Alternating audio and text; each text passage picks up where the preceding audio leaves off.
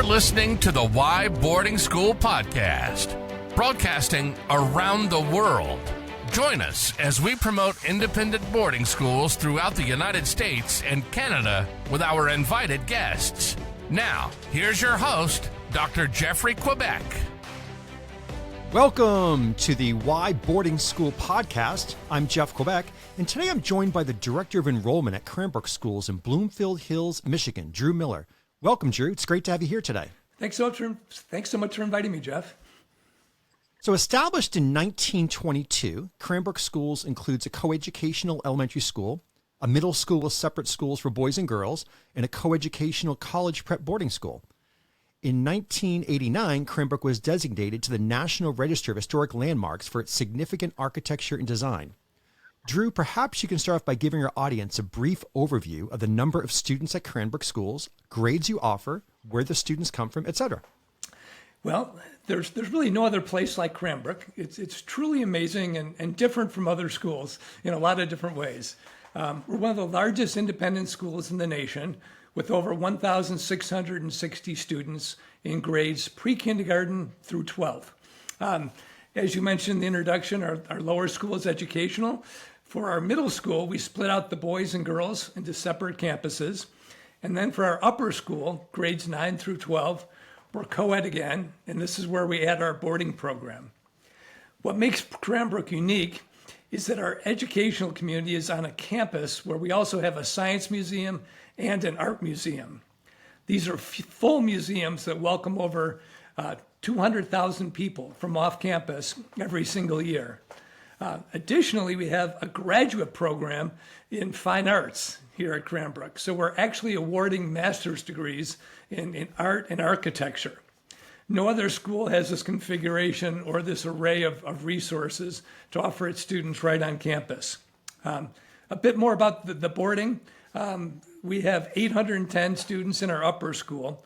Of those students, 260 are boarding students, usually coming from all over the country, all over the world, 20-some different states, 20-some different countries. They have fun, they make friends, they love it, and it's in their sort of studying in a college-like campus is the way I describe it to people. That's cool, certainly quite unique. And Drew, what is the academic curriculum like at Cranbrook Schools? Our curriculum is really based upon trying to prepare students super well for college and beyond. We make sure that each student is challenged but not overwhelmed. With 810 kids in our upper school, we can offer a really wide array of courses and have more than 40 advanced or advanced placement level courses. Out of our 810 students, they're actually on about 600 different schedules that are designed for just the right amount of challenge and support for each student. Our goal is to prepare students for their future, and we know we're doing that well because we hear from our graduates that they were able to make the most of their college experience. And our alumni tell us that Cranbrook really contributed to their success in life and are very appreciative of their experience here, sometimes even more than their college and graduate experiences. So Drew, you mentioned support. Can you talk a little bit about what sort of academic support is offered at Cranbrook? Sure. Most of our students come to us without needing tons of academic support. But for those who do, we have a full program that helps our students. Our learning specialists work with students who need some help with, say, just study skills. There's a testing center for those who need extra time. Our goal is to help students become self-learners and self-advocates for themselves. Can you tell me about the visual and performing arts offerings? Yeah. We're great in that area, as well as in a lot of other areas. But the key to our outstanding visual and performing arts are really our teachers. Most schools will have a couple of art teachers that try to teach a variety of courses. At Cranbrook, we have professional art teachers who specialize in teaching just weaving or ceramics or sculpture or design or metalsmithing. Students can either take a variety of art classes as they progress through the years or become more and more skilled in just one of those disciplines. As far as our performing arts, again, we have great teachers, great offerings. For music, there's band, orchestra, symphony, a jazz band, string quartets. There are various singing groups. Our students put on fun and professional plays that include musicals. Each spring they do student-directed works, which is really a fun thing. They write and produce their own plays. Have a wonderful dance program that culminates in really a breathtaking program called An Evening of Dance. And then there's also the Strickland Dance Competition, which the students love to compete in. Oh, that's awesome. So, Drew, you mentioned some of certainly the unique characteristics of Cranbrook. Are there perhaps any special signature programs that are offered at Cranbrook? I mentioned that we have that amazing science and world-class art museum on campus. These resources sort of enable our teachers to sort of teach in a different way, a much more hands-on way that you might experience at in another school. So in terms of signature programs, in some ways all our classes are signature programs just because of the resources we have on campus. I had two boys that went through Cranbrook all the way, and an example of this would be they took a Native American art class that was taught at our science museum. And part of the class involved going down in the archives, and each student picked out some artifact and did extensive research on it. And then it was actually all the artifacts that the students had researched were displayed in our science museum. That's just sort of an example of the way in which we teach and the way in which we engage students with the resources on campus. A second program we have that I think is pretty special with our curriculum is our Senior May Project. And instead of taking classes for the last month of school, our 12th graders can petition to do something that's research or a pursuit of a hobby or a special interest. So some kids do things, some students do things that are, related to their career, to their potential future career. For example, shadowing a surgeon in a nearby hospital. Others do just wild things. There was a girl who was a brakeman on the railroad a couple of years ago. My two boys, one of them worked for the marketing department of the Detroit Red Wings. The other one worked in the educational department of the Detroit Sioux. Our teachers, our alumni, our families try to connect our seniors with different things that would be interesting and sort of use those connections to do some really amazing things for the month of May. And these certainly do seem like amazing opportunities especially for high school students. How cool. Yep, for sure. And so how about athletics, Drew? Is every student required to play a sport each season? And also, what are some of the athletic offerings that Cranbrook has? Yep. Students are required to play sports. We have different number of offerings in each grade level. Our teams play in one of the most competitive leagues in the nation. Rather than just playing other independent schools, we also play parochial schools and public schools. And being a big school, we're matched with a lot of other large institutions and compete in the state championships, and that include, again, all public, private, and parochial schools in the state of Michigan. And we certainly win probably more than our fair share of those. Nice. And certainly we emphasize, excellence in sports, but the sports programs for everyone. For the non-athlete who's, just trying to participate and have fun, we've got programs for them, and really a wide-ranging wide array of sports. Certainly the football, basketball, baseball, ice hockey, those kind of things, but other things that some other places don't have, such as figure skating, sailing, those types of things that students really enjoy. As well as sort of our win-loss record, we're really just proud of the lessons the kids learn on the field, the relationships they make with one another, the role models that our coaches provide for them, and the fun time they have engaged in blowing off some steam after classes and before they head off to dinner and study hall. That's certainly nice. It sounds like there's definitely an opportunity for everyone. For sure. Okay, great. So what we're going to do, Drew, is we're going to take a quick break. When we come back, we're going to continue our conversation about Cranbrook Schools in Bloomfield Hills, Michigan. Do you have any questions or guests that you'd like to see on an upcoming Why Boarding School podcast? You can contact us directly through our website at whyboardingschool.com. Now, back to our show. Welcome back to the Why Boarding School podcast. I'm Jeff Quebec, and I'm joined by the Director of Enrollment at Cranbrook Schools in Bloomfield Hills, Michigan, Drew Miller. And Drew, as we continue our conversation, can you share with our audience what's a typical school day like at Cranbrook? I tell students who are not familiar with boarding programs that much of our day is not different from their daily routine that they're used to right now. It's just much more efficient and perhaps a little bit more fun. Students get up and hit breakfast. They already live at school, so they head right to classes, then lunch, then afternoon classes.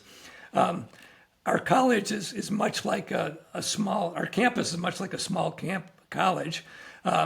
So it may take 10 minutes to walk from one part of the campus to another. So there's a 15-minute break between each of the classes.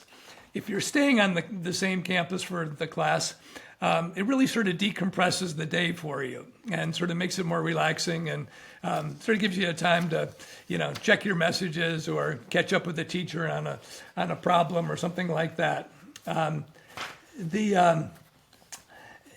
After classes, our students head off to activities or sports. There's dinner following that. And then usually between dinner and the study period, there's a chunk of time. And some students will get started on their studies early. Others will go over and, hit the weight room or do a pickup basketball game or play video games or just have fun in the dorms. But every school night, there's a 2-hour study period. There's faculty in the dorms to help students out at that point. Students can study in the rooms. They can head over to the library. Lots of different options for studying. And then after that time, there's, again, a little bit more free time before lights out.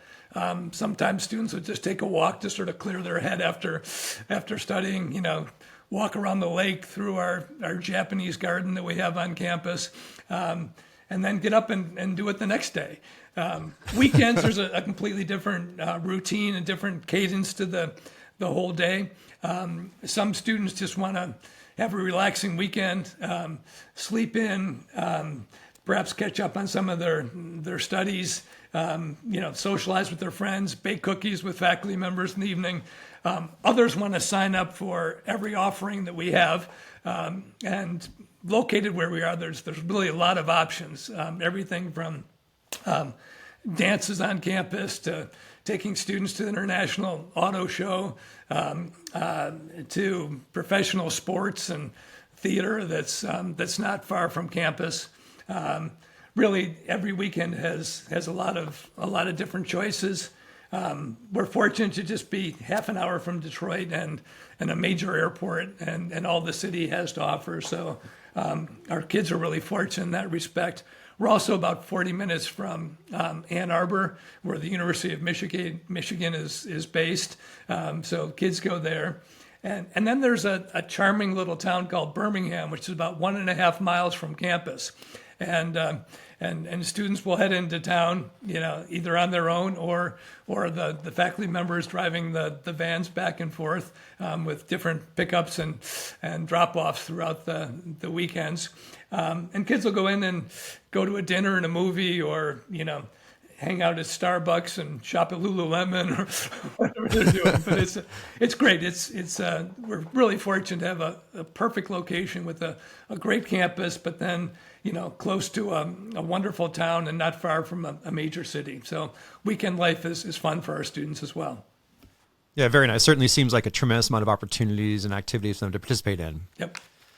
So how about meals? Are meals served sit down? They serve buffet? Are they required? How does that work at Cranbrook? Yeah, we love to eat at Cranbrook. We used to have a much more formal system of dining. We still stick to a few, maybe half a dozen or more, sit-down formal meals, usually based upon around a special theme, Thanksgiving or something like that during the school year. But most of the meals are served, cafeteria style, and then students go and eat with their friends and with the faculty. the food is actually wonderful here, and not only is it good, but there's a wide variety of it.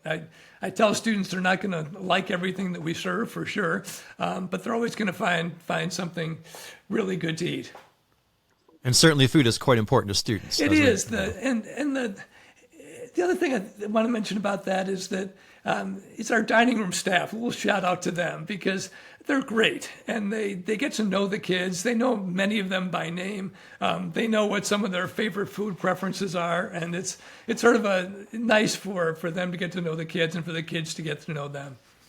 Very nice. How about dorm life? What's dorm life like at Cranbrook? Yeah, dorm life is it's diverse. It's fun. Just having students from all over the world makes it really definitely an educational experience for kids. There's faculty that live right in the dorm, so they get to know their faculty super well. The alumni, when they come back, they talk about even more so than their classes or anything else. They talk about the fun they've had in the dorm and the people they met, the friendships that have lasted a lifetime, and just the cultural experience they have of living, in close proximity to kids from all over the country and all over the world. We have 72 faculty members who live right on campus, either in the dorm or other residential units on campus. That's an amazing ratio of having 72 faculty members with only 260 boarders. So the faculty get to know the students well. The students get to know the faculty well. They see them, their history teacher out walking his dog, their astronomy teacher, in the dining room with their family. Really, they just get to know their teachers in a different way than any day student could. They also have access to a lot of extra help in the evenings. Some students know my math teacher's on dorm duty every Wednesday night, and I know I can get help then from that particular teacher or from any other teacher any night. So, Drew, in addition to the faculty who live in the dormitories, is there also an advisor system at Cranbrook? There is an advisor system, a good one, and it's part of a much more comprehensive support program we have for our students. But students are assigned a faculty advisor their first year here, and then after that they can change or select another advisor if they choose to.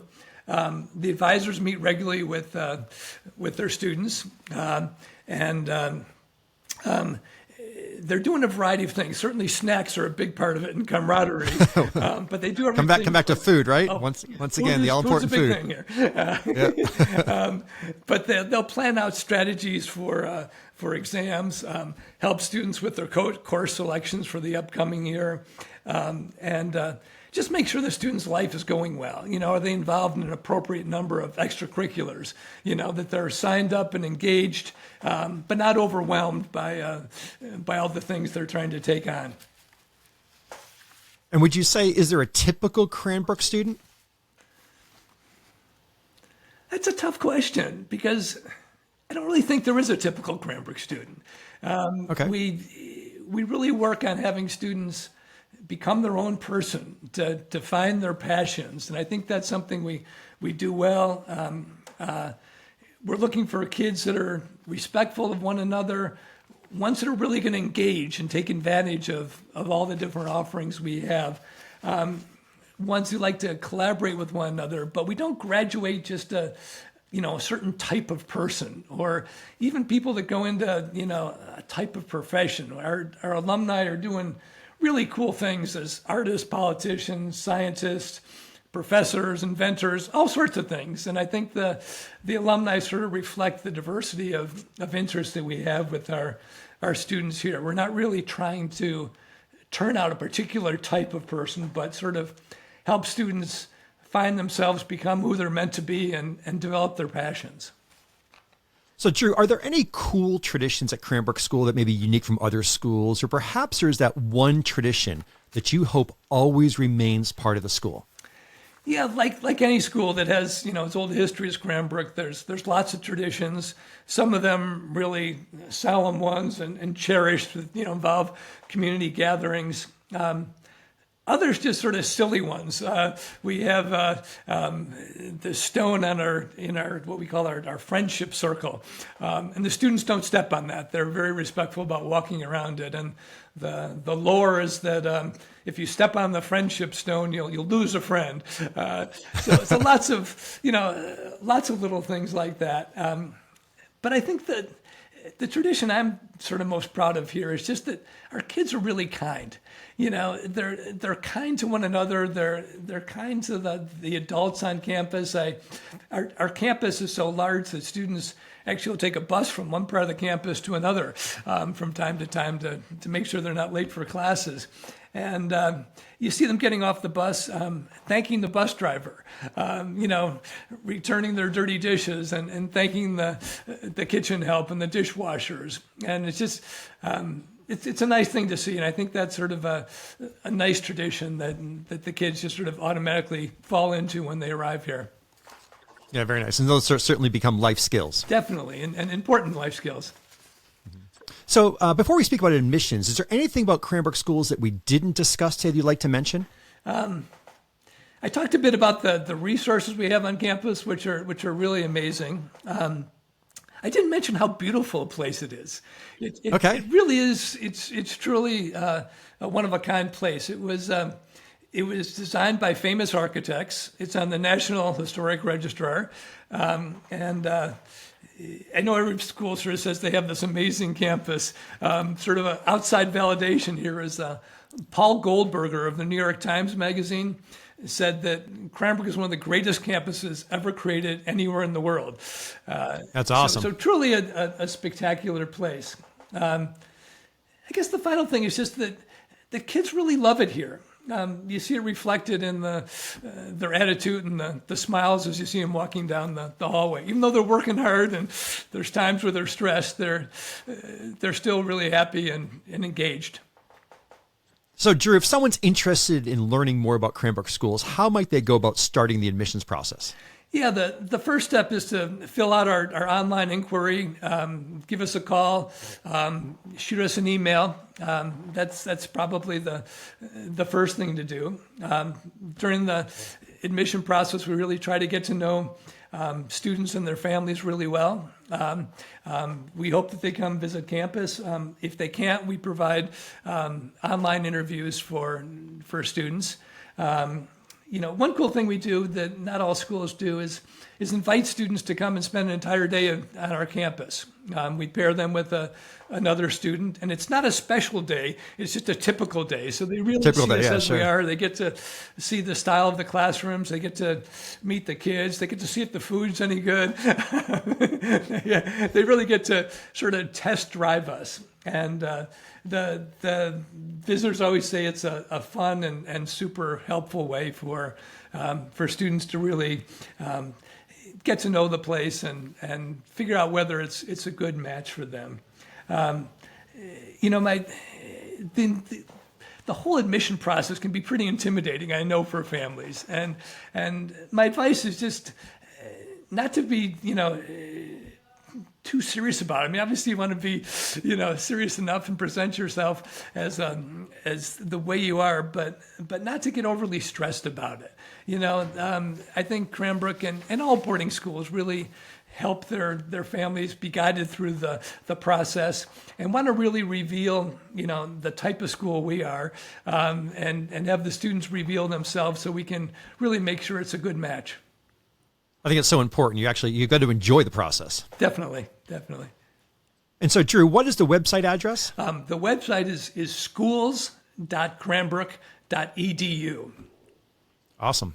Perfect. Schools.cranbrook.edu. Correct. Well, Drew, this has been great. I've enjoyed our conversation, learning more about Cranbrook Schools, and certainly thank you very much. Thank you, Jeff. I really enjoyed it. Drew Miller, Director of Enrollment, Cranbrook Schools in Bloomfield Hills, Michigan. Thank you for listening to the Why Boarding School podcast. We look forward to you joining us for our next episode. Please remember to subscribe to the Why Boarding School podcast and help us spread the word. Until next time.